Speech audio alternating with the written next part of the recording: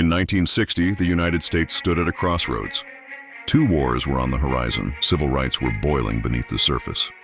The space race had just begun. America was young, powerful, and divided. But what if the country had made different choices? What if Richard Nixon had won the presidency instead of John F. Kennedy?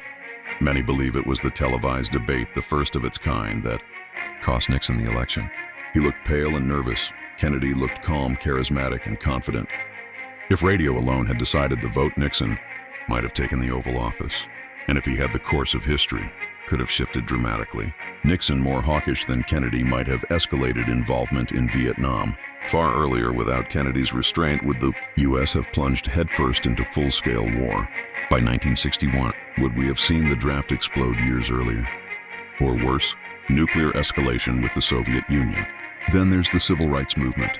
Kennedy's public support of Martin Luther King Jr., especially after King's arrest in Georgia, helped secure the black vote in key states. What if Nixon had stayed silent? Would the Civil Rights Act have come later, or not at all? Would Dr. King have ever delivered on "Have a Dream" on the steps of the Lincoln Memorial? Or would the movement have taken a more violent turn without White House pressure to support nonviolence? And what about space? Kennedy famously declared that America would go to the moon, not because it was easy, but because it was hard. Would Nixon have made the same promise? Would the Apollo program have existed at all?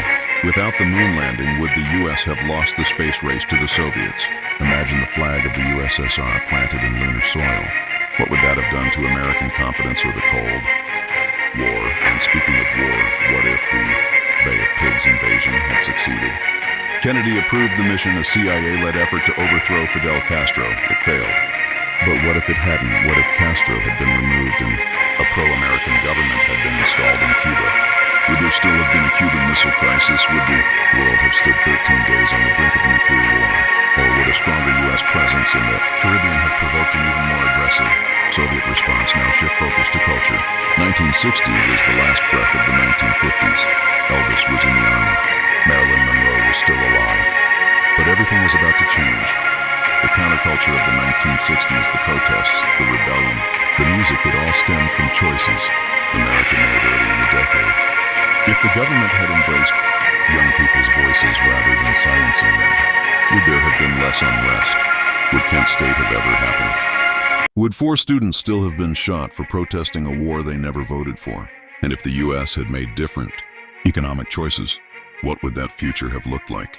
What if massive federal investment had gone into cities instead of highways? What if schools and black and brown communities had been properly funded in 1960?